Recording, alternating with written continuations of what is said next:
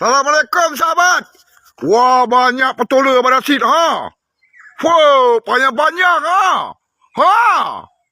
Wah. Oh. Tengok Ha ni.